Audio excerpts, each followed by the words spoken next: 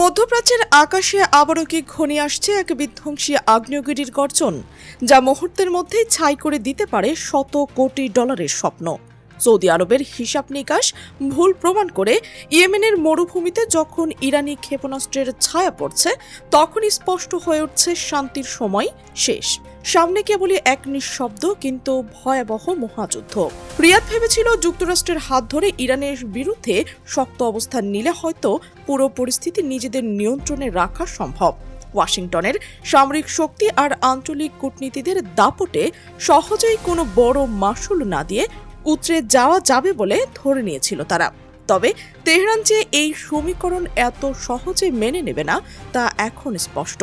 Saudi আরবকে এক চরম শিক্ষা দিতে এবং আঞ্চলিক ক্ষমতার ভারসাম্য নিজেদের পক্ষে টেনে আনতে এবার সরাসরি ইয়েমেনের মাটিতে উপস্থিতি জানান দিয়েছে ইরানের সামরিক শক্তি। সাধারণ কোনো কূটনৈতিক বার্তা নয়, এবার ইয়েমেনে হাজির হয়েছে খোদ ইসলামিক রেভলিউশনারি গার্ড কোর বা আইআরজিসির শীর্ষস্থানীয় সামরিক উপদেষ্টা ও অভিজ্ঞ কমান্ডাররা। তারা শুধু খালি হাতে আসেননি, সাথে করে নিয়ে এসেছেন মধ্যপাল্লার বিধ্বংসী ক্ষেপণাস্ত্র ও অত্যাধুনিক সব ড্রোনের সামরিক সরঞ্জাম। এর মধ্যে দিয়ে মূলত ইয়েমেনের বালুচরে ছাই চাপা পড়ে যাওয়া যুদ্ধের আগুন আবারও দাউ দাউ করে জ্বলতে শুরু করেছে, যা দাবানলের মতো ছড়িয়ে পড়েছে চারপাশে। গেল 4 বছর ধরে আলোচনার টেবিলে যে যুদ্ধবিরতির কাচের মতো ভঙ্গুর পরিবেশে টিকিয়ে রাখা হয়েছিল, তা যেন এক নিমিষেই চুরমার হয়ে গেছে। সীমান্ত থেকে সমুদ্র সবখানে এখন বারুদের তীব্র গন্ধ। লোহিত সাগরে বিস্তীর্ণ উপকূলীয় এলাকা থেকে শুরু করে সৌদি আরবের সীমান্ত ছুঁয়ে থাকা দীর্ঘ ফ্রন্ট লাইনগুলোতে এখন কেবল সামরিক বুটের শব্দ আর সাজোয়া যানের গর্জন। সারি সারি ট্যাঙ্ক, সাজোয়া গাড়ি আর দূরপাল্লার ভারী কামান মোতায়েন করা হয়েছে সীমান্ত জুড়ে। সমুদ্রের নীল জলে গড়ে তোলা হয়েছে রণতরীর কঠোর অবরোধ, আর আকাশপথে শোনা যাচ্ছে যুদ্ধ বিমানের ভয়াল গর্জন। এসব আয়োজন আর প্রস্তুতি যেন স্পষ্ট ভাষায় একটাই বার্তায় পৃথিবীর সামনে পৌঁছে দিচ্ছে: মধ্যপ্রাচ্যের বুকে যে শান্তির প্রহর গুনছিল বিশ্ব, সে শান্তির সময় শেষ হয়ে এসেছে। সবচেয়ে বড় প্রশ্নটি এখন আন্তর্জাতিক কূটনৈতিক বাতাসে ভাসছে। ইরান আর যুক্তরাষ্ট্রের মধ্যকার চলমান ছায়া যুদ্ধের আড়ালে কি তবে নতুন করে এক ধ্বংসাত্মক ও সম্পূর্ণ সংঘাতে জড়িয়ে পড়ল সৌদি আরব আর ইয়েমেনের অস্ত্রধারী প্রতিরোধ যোদ্ধারা? আন্তর্জাতিক বার্তা সংস্থা রয়টার্স তাদের প্রতিবেদনে এমন সব চাঞ্চল্যকর এবং উদ্বেগজনক ইঙ্গিত সামনে এনেছে।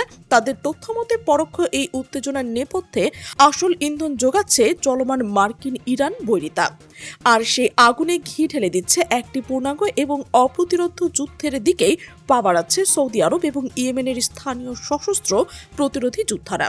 সামরিক বিশ্লেষকরা এই পরিস্থিতি পর্যবেক্ষণ করে গভীর উদ্বেগ প্রকাশ করছেন। তাদের মতে 2022 সালে দুই পক্ষের মধ্যে যুদ্ধবিরতির চুক্তি স্বাক্ষরিত হওয়ার পর পুরো অঞ্চলে এত বড় মাপের, এত সুসংগঠিত এবং মারমুখী সামরিক প্রস্তুতি আগে কখনো দৃশ্যমান হয়নি। এতদিন যা কেবল ছোটখাটো সংঘাত আর হুঙ্কারেই সীমাবদ্ধ ছিল, তা এখন রূপ নিয়েছে এক সর্বাত্মক যুদ্ধের রূপরেখায়। আন্তর্জাতিক কূটনৈতিকদের ভাষায় ঘড়ির কাঁটার সাথে সাথে পরিস্থিতি ক্রমশ জটিল থেকে জটিলতর রূপ ধারণ করেছে। এতদিন ধরে মধ্যস্থতার মাধ্যমে যে আন্তর্জাতিক ও কূটনৈতিক সমাধানের ক্ষীণ আলোচনাটুকু বেঁচে ছিল, তা দীর্ঘদিনে একেবারে ফিকে হয়ে এসেছে। আলোচনার মাধ্যমে সংকট নিরসনের সমস্ত দুয়ার যেন একে একে বন্ধ হয়ে যাচ্ছে। এই চরম রাজনৈতিক এবং সামরিক জটিলতার ভেতরে ইরান তাদের দীর্ঘমেয়াদী সুনির্দিষ্ট কৌশল বাস্তবায়ন করতে চাইছে। তেহরানের মূল লক্ষ্য ইয়েমেনের প্রতিরোধ যোদ্ধাদের পূর্ণ সামরিক সক্ষমতা ব্যবহার করে লোহিত সাগরে অত্যন্ত গুরুত্বপূর্ণ আন্তর্জাতিক বাণিজ্য পথে সৌদি আরব ও তার পশ্চিমাদের ওপর অভূতপূর্ব চাপ তৈরি করা। লোহিত সাগরের এই রুট দিয়ে বিশ্ব বাণিজ্যে বিপুল অংশ পরিবাহিত হয়, আর সেখানে প্রভাব বিস্তার করতে পারলে যে কোনো আন্তর্জাতিক কূটনৈতিক চালে ইরান অনেকখানি এগিয়ে থাকবে। এই সুদূর প্রসারী পরিকল্পনার অংশ হিসেবে ইয়েমেনে অবস্থানরত অ্যাক্সিস অফ রেজিস্ট্যান্স বা মিত্রদের কাছে ইরান তাদের প্রত্যক্ষ সহায়তা দ্রুত গতিতে বৃদ্ধি করছে।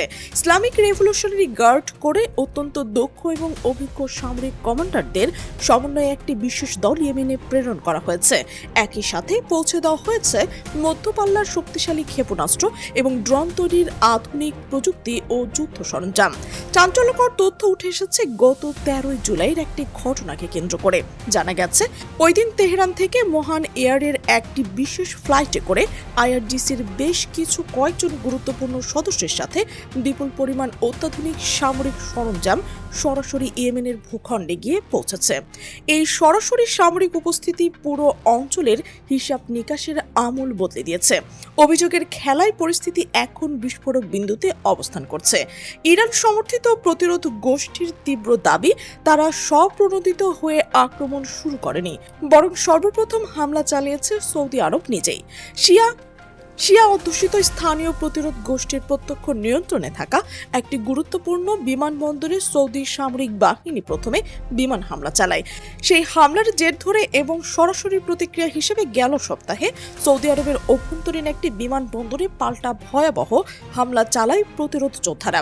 শুধু বিমানবন্দর হামলাতেই তারা ক্ষান্ত থাকেনি, যুক্তরাষ্ট্র ঘনিষ্ঠ এই রাজতন্ত্রের বিরুদ্ধে তারা লোহিত সাগরের এক কঠোর নৌ অবরোধের আনুষ্ঠানিক ঘোষণাও জারি করেছে।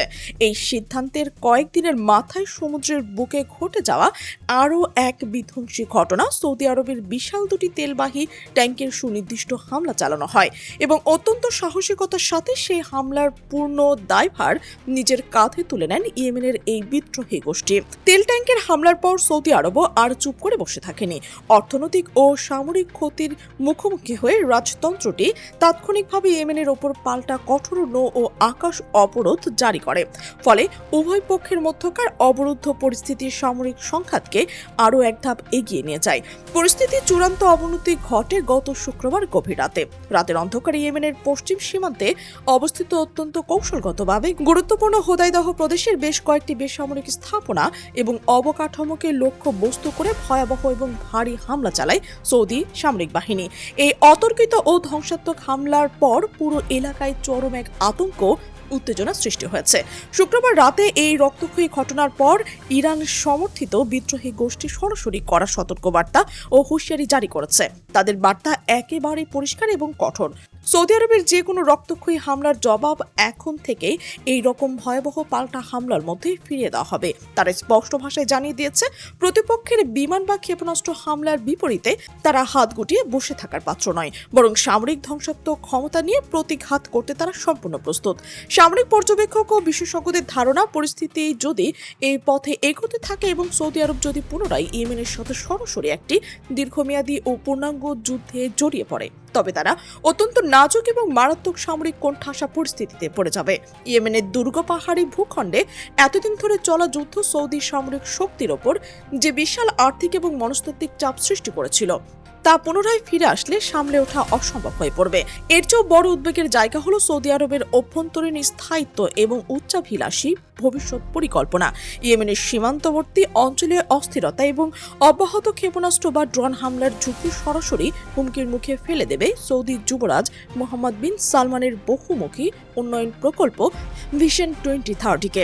হাজার কোটি ডলারের বিশাল অবকাঠামোর প্রকল্প, আন্তর্জাতিক বিনিয়োগ আকর্ষণ, রিয়াদ এক্সপো 2030 আয়োজনের জমকালো প্রস্তুতি এবং সর্বোপরি 2034 সালের ফুটবল বিশ্বকাপ আয়োজনে যে ঐতিহাসিক স্বপ্ন সৌদি আরব বুনে চলেছে, সামরিক অস্থিরতা বজায় থাকলে তার প্রতিটি পদক্ষেপে মারাত্মক ঝুঁকির মুখে পড়বে।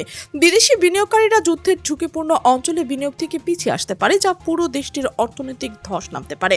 আন্তর্জাতিক সামরিক এবং কূটনৈতিক বিশ্লেষকদের মতে, কৌশলগতভাবে ঠিক এই বিরাট দুর্বলতার সুযোগটাকে শতভাগ কাজে লাগাতে চাইছে ইরান এবং তাদের মিত্র প্রতিরোধ যোদ্ধারা।